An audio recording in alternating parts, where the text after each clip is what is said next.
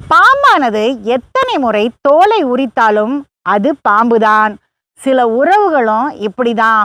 அவங்க எத்தனை முறை மாற்றத்தை காண்பிச்சாலும் அவங்களுடைய சுபாவம் மாறாது. அதனால நம்ம கவனமா இருக்கணும்.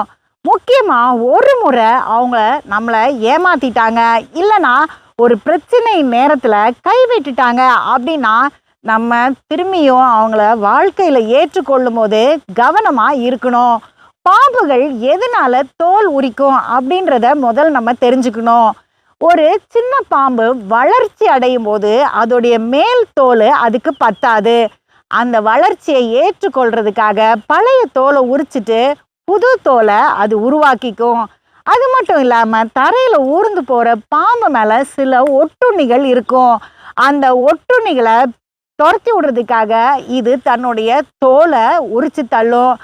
சில நேரம் வெப்பம் மாறுதல்னால தனக்கு ஏற்றாற்போல் அது தோலை உரிச்சு போடும். அதோடைய தோலை உரிச்ச பிறகு ஒரு பாம்பை நீங்கள் பார்த்தீங்கன்னா பளபளப்பா அழகா இருக்கும் தன்னுடைய புது தோலில்.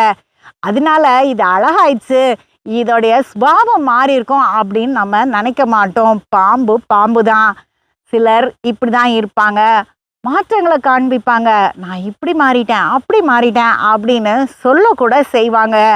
ஆனால் எதுக்காக இந்த மாற்றங்களை அவங்க ஏற்றுக்கொண்டிருக்காங்க அப்படின்றத நம்ம அலசி ஆராய்ஞ்சிட்டு அப்புறம்தான் அவங்கக்கிட்ட நம்ம உறவு பாராட்டணும்.